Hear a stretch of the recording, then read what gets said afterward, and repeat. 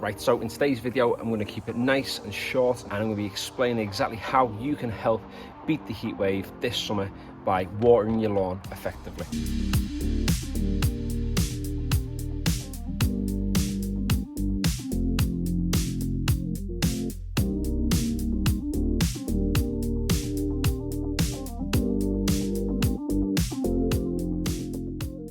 Now this lawn isn't looking too bad at the moment. It does have a little bit of weed grass going on, but it's not really the worst thing in the world. It's not hurting anyone. I am planning on renovating this lawn at some point this year. Ideally, when we get into the autumn, I want to actually get this, looking even better than what it is looking today, because it's not looking too bad, to be honest. It's looking okay. But what today's video is about is actually how can we water effectively and what's the best method. So in terms of how often to actually water your lawn, ideally twice a week. You want to be actually giving it a really heavy water once or twice a week to almost train the roots to think, right, if I need water, I've got to go deeper into the soil. So that might mean putting your sprinkler on for about 20 minutes of an evening or of a morning to really tackle the drought. Most of the advice from people who talk about watering your lawn say that you really need to be watering it in the morning. However, in the middle of the summer, you're looking at getting up at like 5, 6 in the morning to actually be able to give your grass a proper decent watering before the day. And realistically, for anyone who's like going to work that day, you've just really not got the time to be getting up that early, faffing out with the sprinkler, all that stuff. If you water your grass of an evening once the sun's gone down, similar to now how the sun's almost like passing off the lawn, if it stays wet overnight, it can promote disease and increase the likelihood that you're going to get a disease in your lawn. But I honestly think it's worth the risk, because you keep your grass looking nice and green, and the likelihood is, as long as you water it before it actually gets proper dark, then you should be fine, to be honest. But today's video is not just about saying water your grass. I've got a bit of a secret tip, which isn't even a secret, as a way of keeping your lawn nice and green. Something like this. Now, this is a wetting agent, and if you're not sure exactly what it does, the purpose of the wetting agent is to break down the water droplets that hit your grass blades, hit your soil, and helps to distribute all the water properly down into the soil level, so actually the roots can have really easy access to it. Now, I use this all the time when I'm putting products on the lawn, such as liquid nitrogen, liquid iron, liquid seaweed, because it just helps, like I just said then, getting that liquid dispersed into the soil.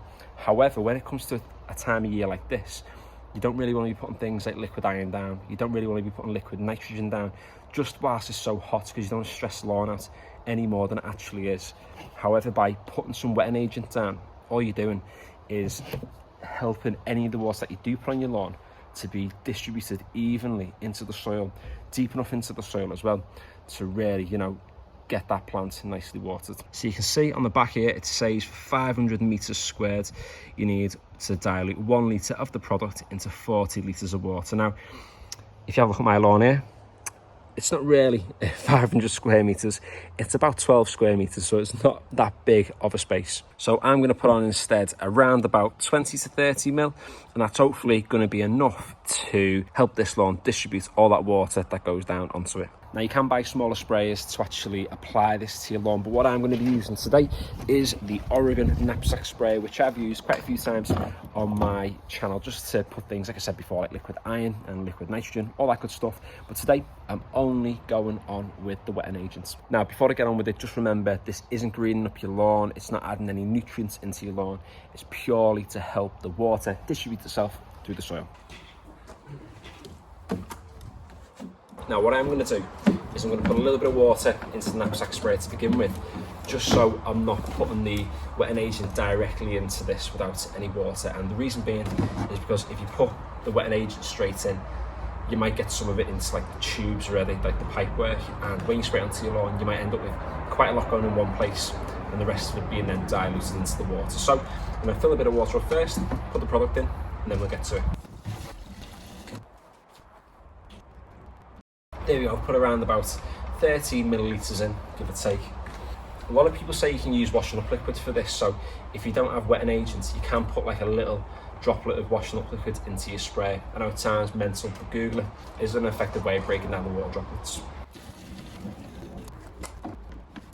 There you go, it's a little bit like a Ghostbuster while she's doing it, but it is really good for your lawn.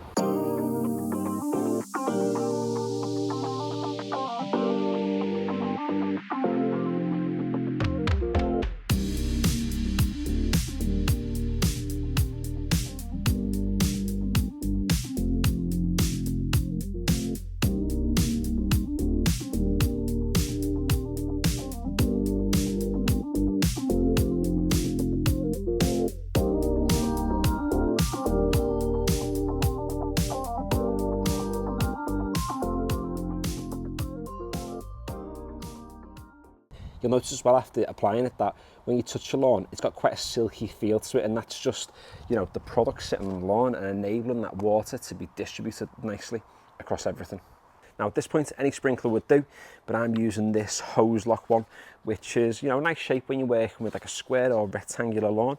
I'm going to put it on. I'm going to leave it on for around about 20 minutes to give it a really good water, because it's Thursday today. I'm not going to be watering it again till probably either Sunday or Monday. So give it one big water and hopefully it'll be able to survive over the weekend. Now the bit I never see on YouTube videos is when the garden fella needs to run up and down just to make sure that the sprinkler is on the right setting. Now this is something that's a little bit frustrating with this sprinkler now. I don't know if it's just mine or if it's this actual, you know, version at all, but when I've got it on quite low, the pressure, it doesn't actually go side to side. It probably needs that little bit of extra pressure to get it working. However, that's the perfect size for my lawn now. So I'm gonna have to put it on a little bit more, waste a little bit more water, but hopefully it'll get it watered nice and well.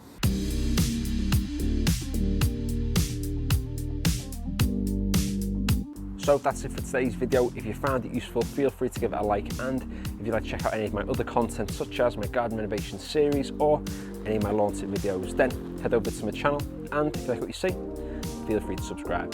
Finally, thanks for watching.